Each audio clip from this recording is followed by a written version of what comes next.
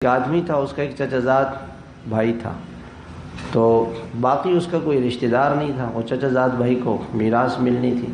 اس نے کہا اس کو جلدی سے قتل کر دوں تاکہ مجھے اس کا مال مل جائے. اس نے اس کو قتل کر دیا اور شور مچایا کہ جی میرے بھائی کو کسی نے قتل کر دیا. حضرت موسیٰ علیہ السلام کے پاس کیس گیا. موسیٰ علیہ السلام نے اللہ تعالیٰ سے پوچھا. اللہ جل شانہ نے فرمایا کہ ایک گائے ذبح کرو اور اس کا گوشت اس مردے پہ لگا دو، مردہ بتا دے گا کہ مجھے کس نے قتل کیا.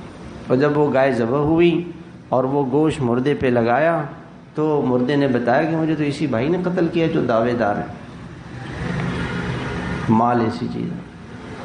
تو جتنے دنیا میں دشمنیاں ہیں مال کی وجہ سے، رشتہ داروں میں حسد ہے، بغض ہے، کینہ ہے، دل میں دشمنی ہے. اور ہمارے مارکیٹ میں ایک آدمی ہے، اب وہ آگے بڑھ رہا ہے تو کوئی ہم سے پوچھے، ہمیں پتہ ہے بھائی 2 نمبر کام کرتا ہے، دھوکہ دیتا ہے، جھوٹ بولتا ہے، جبھی تو آگے بڑھ رہا ہے.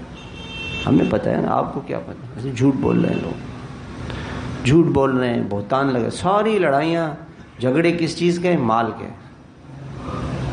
تو اس لیے اللہ تعالیٰ فرماتے ہیں کہ ہم نے کم دیا ہوا ہے لوگوں کو، اگر ہم زیادہ دے دیں گے تو اور زمین میں جھگڑے اور فساد ہوں اور لڑائیاں ہوں.